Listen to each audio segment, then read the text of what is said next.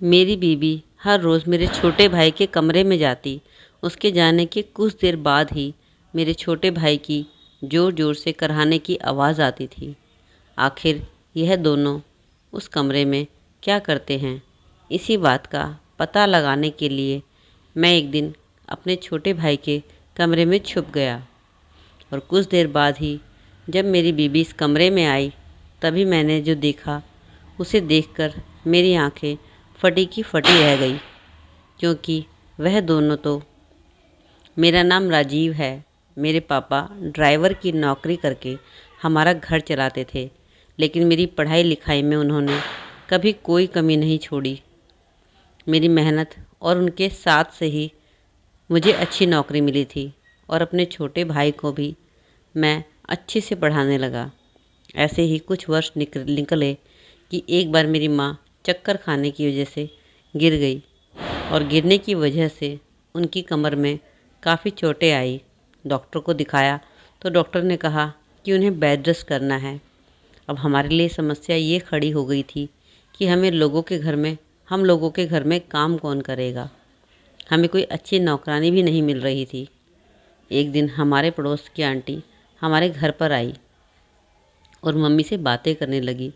तभी अचानक उन्होंने कहा कि क्यों ना राजीव की शादी करवा दी जाए। वैसे भी राजीव की शादी की उम्र हो गई है और इससे तुम्हारे घर में रौनक भी आ जाएगी, क्योंकि मेरी माँ की तबीयत खराब होने के बाद पूरा घर शांत लगता था। पिताजी ने भी हाँ बोल दिया और अच्छे रिश्ते की तलाश में लग गए। तभी कुछ दिन बाद मेरे पिताजी के दोस्त हमारे घर पर आए। चाय नाश्ता करने के बाद उन्होंने मुझे अपने पास बुलाया और कहा कि हमारे राजीव के पास एक अच्छी नौकरी भी है और काफ़ी संस्कारी भी है, इसका रिश्ता करवाने आया हूँ। मेरे भाई की लड़की है, अभी ग्रेजुएशन कंप्लीट होने वाली है। वह गुणगान लड़की है, इसलिए मैंने उसका रिश्ता राजीव के साथ करने की सोची है। अगर तुम लोगों को कोई एतराज़ ना हो तो मैं उन लोगों से बात कर लेता हूँ। मेरे पिताजी ने कहा कि तुम मेरे बचपन के दोस्त हो Received Paytm और payment तुम of रिश्ता लेकर आए हो 70 तो rupees. अच्छा ही लेकर आए होगे। उसमें कोई बुराई तो नहीं हो सकती। मुझे तुम पर पूरा विश्वास है। तुमने किया होगा तो अच्छा ही किया होगा। इसलिए मेरे पिताजी ने उनको हाँ बोल दिया। कुछ दिनों के बाद वो लोग मुझे देखने के लिए हमारे घर आए और उन्होंने झट से मुझे पसंद भी कर लिया और चंद दिनों में ही मेरी शादी की तारीख भी निकल गई। लड़की का नाम सुनीता था। कुछ ही दिनों के बाद हमारी शादी भी बड़े धूमधाम से हो गई। सुनीता को हमारे घर में लाया गया, सभी रस्मों रिवाज के साथ। सुनीता सर्वगुण संपन्न और देखने में बहुत ही खूबसूरत भी थी। उसने पूरे घर को अच्छे से संभाल लिया था। मेरी माँ की भी देखरेख अच्छे से कर रही थी और कुछ ही दिनों में उसने हमारी माँ की कमर को बिल्कुल ठीक कर दिया था। अब वो बिल्कुल आराम से चलने फिरने भी लगी थी।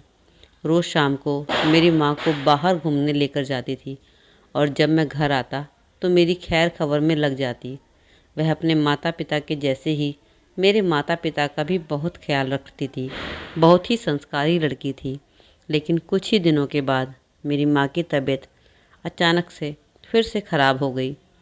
डॉक्टर के पास ले जाया गया, लेकिन रास्ते में ही वह हम सब छोड़कर चली गई। पूरा घर दुख में पड़ गया था, लेकिन जैसे तैसे हम लोगों ने अपने आप को संभाला था और फिर से जीवन को उथल पुथल में लग गए। कुछ ही दिनों के बाद हमारे घर में कुछ रिश्तेदार आए। सुनीता की मौसी और उनके कुछ जानकारी के थे। पड़ोसी गांव में उनकी कोई रिश्तेदारी होने की वजह से वहां कोई शादी में आए थे। इसी वजह से आते हुए वह हमसे मिलने भी हमारे घर चले आए थे। यह सोचकर हमारे घर आ गए और हम लोगों के साथ एक रात रुकने का निर्णय कर लिया। ऐसे ही उन लोगों के साथ हम एंजॉय करते हुए और बातें करते हुए कब एक दिन समय निकल गया हम लोगों को पता ही नहीं चला। और फिर दूसरे दिन वो लोग वहाँ से चले गए और मैं अपने ऑफिस के लिए निकल गया। ऐसे ही एक दिन निकलते गए। कुछ दिनों बाद ऑफिस में मुझे चक्कर आने लगे और मैं खुद को संभाल भी नहीं पा रहा था। दवाई वगैरह लेने के बाद मुझे कुछ ठीक लगा। तब मैं घर आ गया। सुनीता ने जल्दी आने का कारण पूछा तो मैंने उसको कोई ना कोई बहाना बना दिया। मैं नहीं चाहता था कि उसको मेरी तबीयत का पता चले, क्योंकि वो परेशान होती, इसलिए मैं अपने कमरे में चला गया। मैं नहीं चाहता था कि सुनीता को किसी भी तरह की कोई फ़िक्र हो। मैंने पहले तो नॉर्मल तबीयत ख़राब होने जैसा सोच लिया था, लेकिन मेरी तबीयत में कोई सुधार नहीं हो रहा था, लगातार बिगड़ती ही जा रही थी। डॉक्टर की बात चेकअप करवाया। चेकअप करवाने के बाद डॉक्टरों की रिपोर्ट आई तो उसमें यह लिखा था कि मेरे दिल में एक छेद है। उस समय सुनीता भी मेरे साथ ही थी, क्योंकि जब मैं चेकअप करवाने के लिए आ रहा था तो वह जिद करके मेरे साथ आ गई थी। डॉक्टर ने मेरी दवाइयाँ शुरू कर दी थी और रोज़ाना लेने को कहा था। एक दिन सुनीता के मायके से फ़ोन आया कि सुनीता के भतीजा हुआ है, इसलिए उनके घर में खुशी का माहौल है और वो छोटा सा एक लेडीज़ फंक्शन रखना चाहते हैं, तो हम लोग सुनीता को कुछ दिनों के लिए लेने आ रहे हैं। मैंने तो उनको हाँ बोल दिया था, लेकिन सुनीता ने जाने से मना कर दिया था। उसने कहा कि वह मुझे अकेला छोड़कर नहीं जाएगी। उसे मेरी बहुत ही ज़्यादा फ़िक्र रहती थी, बहुत प्यार जो करती थी। मैंने सुनीता को बहुत समझाने की कोशिश की, लेकिन सुनीता ने मेरी एक ना सुनी और वहाँ पर वह नहीं गई। खैर, जैसे तैसे सुनीता ने वहाँ उन लोगों को भी समझा दिया। कुछ दिनों के बाद मुझे अजीब सा लगा था। वह रोज़ मेरे छोटे भाई अमित के कमरे में जाती थी। बड़ी ही अजीब बात थी। जब मैं ऑफिस चला जाता या फिर मैं सो जाता था, तब वह मेरे पीछे से उसके कमरे में जाती थी। मुझे कुछ भी समझ नहीं आ रहा था कि आखिर यह सब क्या हो रहा है। मैं जब भी सुनीता से इस बारे में पूछने की कोशिश करता तो वह कोई ना कोई बहाना बनाकर मेरी बातों को टाल दिया करती थी। मैं भी कहाँ मानने वाला था। मुझे तो सब पता लगने लगा था कि आखिर सुनीता कर क्या रही है। कभी कभी तो मुझे गुस्से में सुनीता को फटकार भी लगा देता था, लेकिन उसे कोई फ़र्क ही नहीं पड़ता था। वो मेरी बात को ध्यान से सुनती ही नहीं थी। अब तो यह रोज़ का काम हो गया था। मुझे खाना खिलाकर रोज़ सुनीता अमित के कमरे में जाने लगी और दिन के समय में जैसे ही मैं ऑफिस के लिए निकल जाता तो अमित के कमरे में चली जाती। कभी कभी मैं ऑफिस जाने के बहाने बाहर चला जाता था, लेकिन कुछ ही देर बाद वापस लौट कर आता था, यह देखने के लिए कि सुनीता कहाँ पर है। मेरे मन में शक ने घर कर लिया था, लेकिन वापस जब मैं घर आकर देखता तो सुनीता अमित के कमरे में जा रही होती थी या फिर कभी वो आ रही होती थी। मुझे तो अब सुनीता और अमित पर शक होने लगा था कि आखिर इन दोनों के बीच में ऐसा क्या हो रहा है जो उसे उसके कमरे में जाना पड़ता है। और मुझे इसका जानने का पूरा हक भी था कि मैं सुनीता को जो कुछ भी कर रही है उस चीज़ का मुझे पता हो, लेकिन मुझे सुनीता इस लायक नहीं समझती थी। और वह खैर ऐसे ही कुछ दिन निकल गए। मेरा सब्र चरम सीमा पर पहुंच गया था। सुनीता का स्वभाव भी बदलने लगा था। जब भी मैं सुनीता से इसके बारे में पूछता था तो पहले तो बात बदलती थी, लेकिन इन दिनों वह चिड़चिड़ी भी हो गई थी। मेरी बातों का कोई जवाब भी नहीं देती थी। मैं भी इस बारे में बात करता, सुनीता मुझ पर गुस्सा करने लगती और कहती कि आपको सबके अलावा और कुछ आता भी है या नहीं। उसकी इस तरह की बातों पर मुझे विश्वास ही नहीं हो रहा था। ऐसी बातें नहीं, वो पहले कभी ऐसी बातें नहीं करती थी। मैंने सुनीता के पिताजी से भी बात की उसके स्वभाव के बारे में, तो उन्होंने सुनीता से बात करने के लिए बोल दिया और कहा कि हम उसे समझाएंगे। लेकिन मैंने उनको पूरी बात नहीं बताई, क्योंकि आखिरकार हमारे ये घर का मैटर था। लेकिन जैसे तैसे दिन निकलते गए। एक दिन मैंने अमित को अपने साथ लिया और हमारे घर से कुछ ही दूरी पर एक पार्क में ले गया। अमित बार बार मुझसे यही पूछ रहा था कि क्या हुआ भैया, आप ऐसे मुझे कहाँ पर लेकर जा रहे हैं। तभी मैंने गुस्से भरी निगाहों से उसकी तरफ देखते हुए कहा कि आखिर चल क्या रहा है तुम्हारा सुनीता के साथ। तभी अमित ने कहा कि क्या बोल रहे हैं आप, वह मेरी भाभी है और भाभी माँ समान होती है। मुझे उनकी इन मीठी मीठी बातों पर ज़रा भी विश्वास नहीं हो रहा था। मेरे मन में तो शक हो गया था, क्योंकि मुझे पता भी था कुछ तो है इन दोनों के बीच में। मैंने अमित की तरफ घूमते हुए कहा कि देखो अमित, चुपचाप साफ साफ बता दो कि सुनीता तुम्हारे कमरे में क्या करने के लिए आती है। अमित ने कहा कि नहीं भैया, भाभी तो मेरे कमरे में आती ही नहीं है। उसने सरेआम मुझसे झूठ बोला था। अब तो मुझे गुस्सा बहुत तेज़ आ रहा था। मेरा गुस्सा 7वें आसमान पर पहुंच चुका था और मैं खींच के मैंने उसको एक तमाचा लगा दिया। अपने जवान भाई पर इस तरह हाथ उठाना मुझे ज़रा भी अच्छा नहीं लग रहा था और ना ही शोभा दे रहा था। लेकिन आखिर मैं करता भी क्या।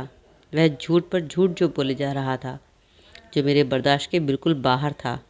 तभी चिल्लाने की वजह से मुझे खांसी होने लगी। अनिल दौड़कर गया और वहाँ से पानी ले आया और मुझे पिलाया। मुझे उसकी ये फिक्र करना बिल्कुल झूठ लग रहा था, मानो मुझे अमित से घिन आ रही हो। मैं उसे वहीं पर घर छोड़कर आ गया। आज मैंने सुबह सुबह सोचा कि सब कुछ पिताजी को बता दूं, लेकिन फिर मेरे कदम वहीं पर रुक गए कि उन्हें दुखी करना ठीक नहीं है। अब मैं ज़्यादा समय घर से बाहर बिताने लगा था। मेरा घर में मन ही नहीं लगता था, क्योंकि जब भी मैं घर में उन दोनों को देखता तो मेरा खून खौल उठता था। एक दिन मैंने अपने दोस्त जय को इस बारे में बताया। जय हमेशा से ही मेरी हर दिक्कत में, मेरी परेशानी में मेरी मदद करता गया था। जय ने कहा कि बात तो गंभीर है, लेकिन अमित तो इतना सीधा है और धार्मिक ख्यालात का भी है, फिर वह ऐसे कैसे कर सकता है। मैंने जय से कहा कि ज़रूर उन दोनों के बीच में कुछ संबंध है। मेरा शक ज़रूर सही है, जिसकी वजह से सुनीता मुझसे बहुत उखड़ी उखड़ी सी भी रहती है और अमित के पास ज़्यादा रहती है। जय ने कहा, क्यों ना तुम उन दोनों पर नज़र रखो, फिर अपने आप सच सामने आ जाएगा। मैंने कहा ठीक है, कुछ ऐसा ही करता हूँ। फिर एक दिन मैंने सोचा क्यों ना उनके कमरे में छुप कर देखूँ कि आखिर इन दोनों के बीच में आखिर हो क्या रहा है। इसी प्लान को बनाते हुए मैं अमित के कमरे में गया और वहीं बनी एक कोने में छुप गया। कुछ देर बाद सुनीता कमरे में आई और उसके हाथ में आज एक तेल की कटोरी और कुछ मेडिसिन्स थी। मैं देखकर बड़ी हैरानी से देख रहा था। मैं देखकर चक्कर खा के रह गया कि इन दवाइयों और तेल का सुनीता आखिर क्या करेगी। कुछ देर बाद देखा तो अमित अपने कपड़े उतार रहा था। उसने अपनी शर्ट उतारी और मैंने देखा कि उसके पूरे शरीर पर घाव थे। सुनीता ने उसे तेल में कुछ हल्दी और पाउडर मिलाकर और दवाई लगाकर उसको मिला दिया।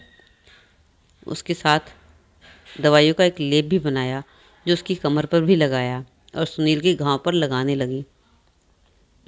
साथ ही उसके पैरों की मालिश भी करने लगी। मुझे कुछ भी समझ नहीं आ रहा था कि आखिर यह सब हो क्या रहा है। मुझसे रहा नहीं गया और मैं उसे कोने से बाहर निकल आया और सुनीता का हाथ पकड़कर बोला कि ये सब क्या हो रहा है।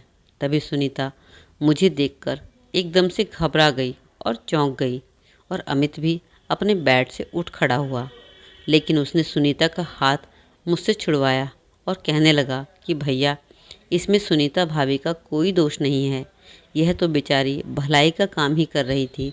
मुझे कुछ समझ नहीं आ रहा था क्या अमित कह रहा है। तभी उसने मुझे कुछ बताना चाहा और कहा कि कुछ दिन पहले मुझे खून की उल्टियाँ होने लगी थी, तो भाभी मुझे डॉक्टर के पास लेकर गई थी, क्योंकि उस वक्त आप ऑफिस में थे। डॉक्टर ने मुझसे चेकअप किया और रिपोर्ट निकली तो उसने मुझे ब्लड कैंसर आया। डॉक्टर ने कहा कि यह बहुत एक गंभीर बीमारी है, इसलिए तुम्हें इसका इलाज करवाना होगा। लेकिन भाभी ने मुझसे कहा कि अमित, हम इस बारे में राजीव से कोई बात नहीं करेंगे, क्योंकि राजीव के दिल में छेद है।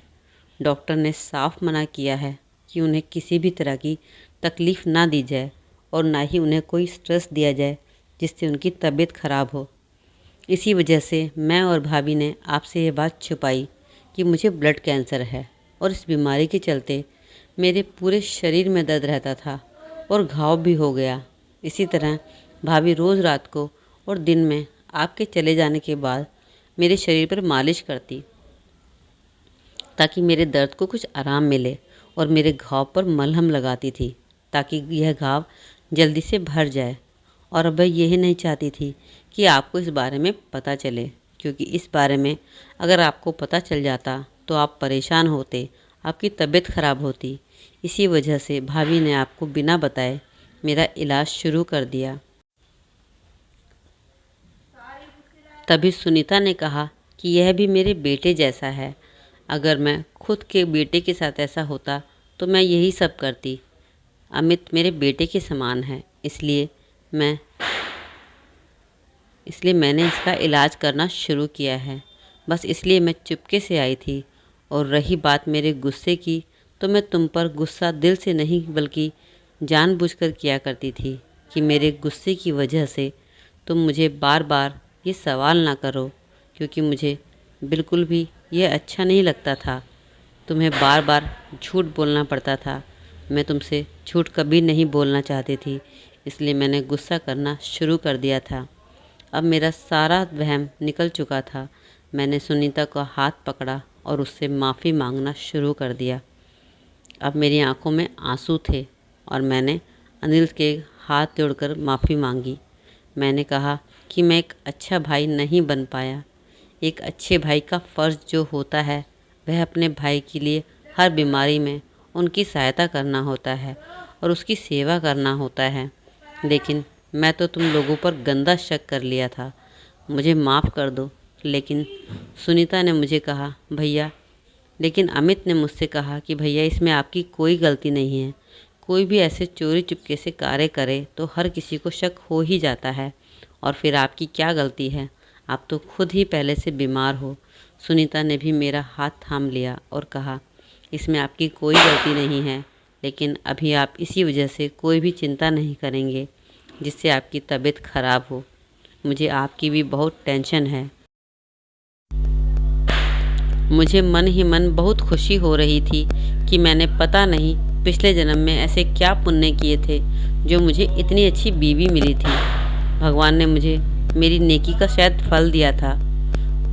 मेरी बीवी इतनी अच्छी थी जिसको मेरे और मेरे भाई की बड़ी फिक्र थी। भला आज के ज़माने में कोई इतनी अच्छी होती है क्या जिसको अपने से ज़्यादा दूसरों की परवाह हो? लेकिन वह थी मेरी बीवी सुनीता।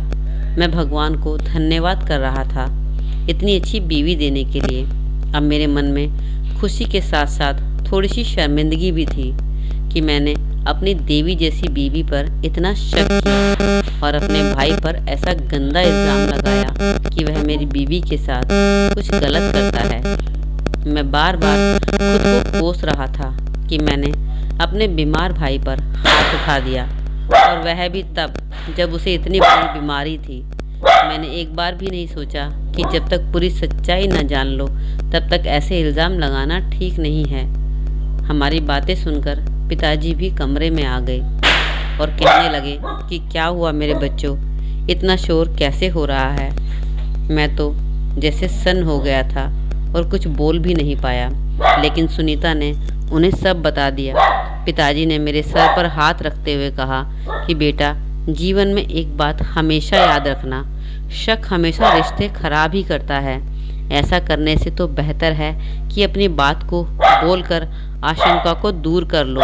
मुझे पिताजी की बात समझ में आ गई थी, लेकिन अब अफसोस करने के अलावा मेरे पास बचा ही क्या था। खैर, मैं अपनी गलती को सुधारने के लिए मन में ठान लिया कि चाहे कुछ भी हो जाए, मैं अमित की इस बीमारी को जड़ से ख़त्म करके ही दम लूँगा और हमेशा अपने बेटे जैसे ही रखूँगा। जब मैंने यह सुनीता से कहा तो वह भी मेरे साथ देने के लिए तैयार हो गई। तो दोस्तों, आपको कहानी कैसी लगी ज़रूर कमेंट सेक्शन में बताइएगा। अच्छी लगी तो लाइक कर दो, और थोड़ी सी भी मोटिवेट हुए हैं तो वो भी बता दीजिएगा कमेंट में। तो चलिए फिर मिलते हैं अगली कहानी में। तब तक टेक केयर, बाय बाय।